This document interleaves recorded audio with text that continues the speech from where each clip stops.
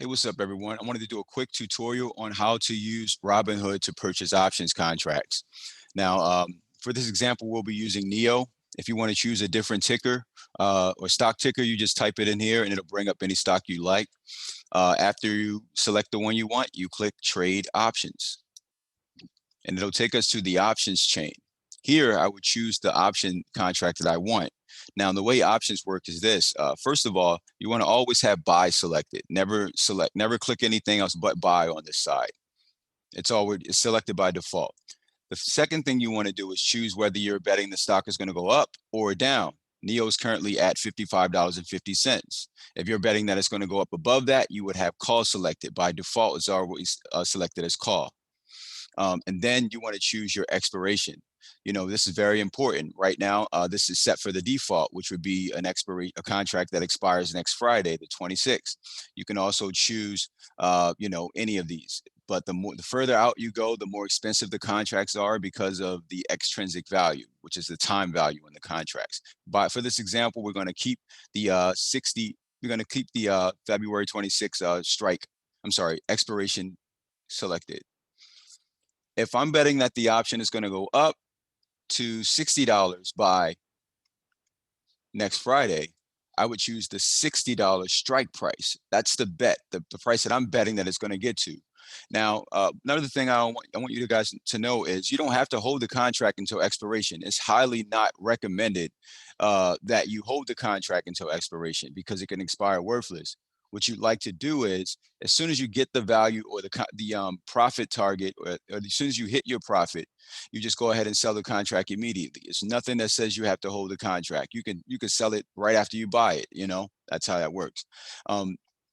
The price of this contract is called the premium. The contract premium is listed as 79 cents, but that's because options give you the right but not the obligation, the leverage of 100 shares of a stock.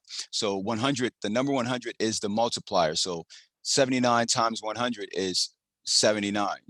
79 cents times 100 is $79, right? So a simple way to do this is to just move your numbers over twice to the right of the decimal. That'll also give you $79, right? So after that, you just go ahead and click this button to select it, and it's going to show you exactly what you selected. There's a long call, $60 call, so that's the strike price. That's what your betting is going to get to, and your expiration is 2/26. You go ahead and click continue to buy. Now, what happens is this: at this point, it shows you so you see what it says, contract 100 shares each. So if I put the number 1 here, if I want to buy one options contract, that's going to cost me $79. But I want you to pay attention to this. The limit price is very important. The $77 right here is the bid price, and the $80 number here is the ask price. What they give you here is the mid price, which is the middle price between the bid and the ask spread, right? Price. So what happens is, if you were to just go ahead and submit this order now at 79, it'll possibly get filled, but it won't get filled until it hit your limit price of $79. They're asking $80 for it. If you wanted to get filled right away, you put the ask price in right away, and it'll fill that order, that buy order for you right then and there. On the flip side, if you wanted to sell a contract and you want to make sure it gets sold right away, because this happens a lot, you would type in the 77, which is the ask price. I'm sorry, the bid price. So again, this is what they're asking for. This is what they want to buy it for. If you're selling it back to them, they sorry, they are willing to pay $77 for it. So if you keep it at $79, it won't get filled until someone's willing to pay $79 for it. So always keep that in mind. If you wanted to get filled right away on the sell order, you type in exactly what the bid is. If you want if you want to order to get filled to purchase right away, you type exactly what the ask is. After you do that, and again, you select the number of contracts you want. I only selected 1, and you see the total down here is 79. If I wanted 2, it's going to calculate the price of 2 here that I paid for. Keep in mind, if I wanted to get it filled right away, and I typed in .80, which was the ask price, this order will be filled right away if I put the ask price in. And again, it's 160 because I chose 2 contracts. If I go ahead and click this button here, it's going to review the order.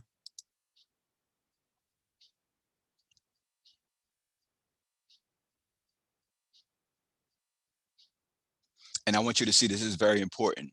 Now, keep in mind, options give you the right, but not the obligation of 100 shares. This is what it says. Because I bought 2 contracts. Well, actually, let me change this back to 1 first, actually. No, it's cool. You're paying $160 for the right to buy 200 shares of NEO for $60 per share by the 26th. If NEO shares aren't $60 or higher by February 26th, these options will expire worthless. Now, I just want to point this out also. The whole purpose, like I said, it gives you the right but not the obligation, the leverage of 100 shares of the stock. Look at your strike price as the your coupon, for example. So if NEO goes to $60, if it gets to that $60 strike, but really above it, because again, that would be in the money at that point. If the stock goes above the price the strike price that you selected,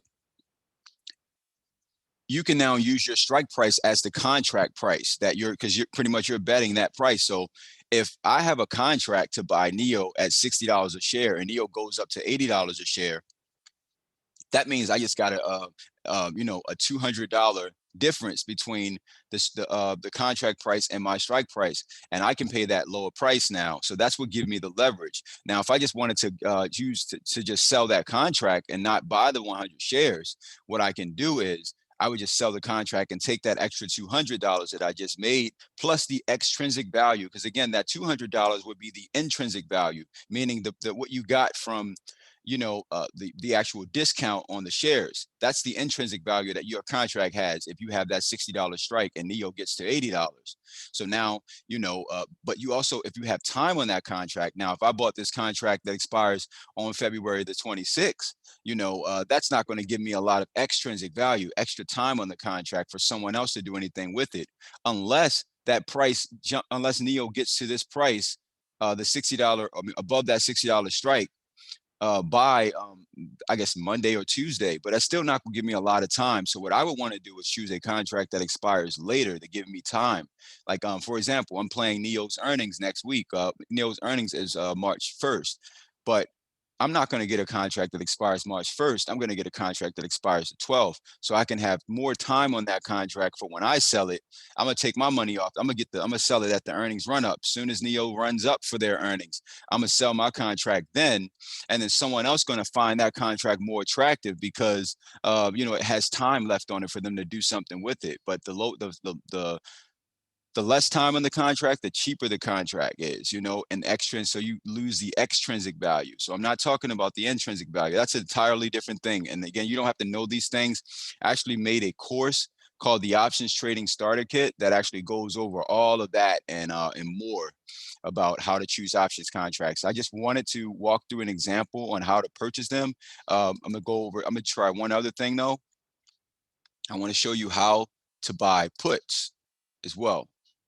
So if I'm betting that the option is going to go down, right? And it's currently at 55.50 a share. If I'm betting that the stock is going to go down, this is what I would do. I would just go ahead and click put instead of call. But keep in mind, everything else stays the same. Now, remember when I was telling you before that about in the money, out the money, and at the money? So on a put, it's the opposite. So if I want to choose a in the money put, what I would do is, if I'm betting that that NEO is going to be below a certain price by the expiration, and let's say I'm going to use the same 60 as an example. 60 is here. So if I'm betting that NEO is going to be below 60 by expiration, NEO is already below 60. And if this contract expires on Friday, the likelihood of NEO being above 60 is kind of iffy. So, it has to get all the way up here by Friday. Now, this contract would be $578. This is more expensive than that other contract, because that other contract was out of the money. NEO hadn't gotten to that price yet. Now, on the put side, I'm betting that NEO is going to be below below $60 by the end of the expiration of the contract, and it already is. So this contract is already in the money, so it already has intrinsic value. It's already $5 in the money. So it already has $5. It has $500 worth of intrinsic value on this contract already. Now, I'm going to show you something else that's important. On the flip, this contract right here, this is closer to the price of the other one, like this $50 strike. This one is 60. If I'm betting that Neo's gonna, it's only $60. If I'm betting that Neo's gonna get down to $55 and be below that price by the expiration, I would choose this one. Now, the likelihood of Neo dropping down to $50 is not really, I guess it's not as likely by that particular price, by that expiration. So this contract is cheaper. Now, the less risky the contracts are, the cheaper they are. The riskier the contracts, the cheaper they are. The less risky, the more expensive they are. So keep that in mind when you're buying options contracts. Now, please let me know if you have any questions. I just wanted to do this quick tutorial because a lot of people are joining and they have never bought an options contract before at all. They don't know anything about buying options and they just want to, they're just trying to learn for the first time. So again, please let me know if you have any questions. And yeah, this is Pink. This is my mom's account. So yeah, I'm doing this with my mom's account. And I like Pink too. I'm just saying, this is my mom's account though. Let me know if y'all have any questions. So keep in mind, we do options trading, group trading sessions to get together while the market is open from Monday through Friday, starting at 9 a.m., 30 minutes before the market opens. And we trade live on Zoom together. We analyze charts. We have a lot of fun. So again, get your studying on. If you have any questions, let us know. And I look forward to seeing all of you soon. Have fun trading. Peace.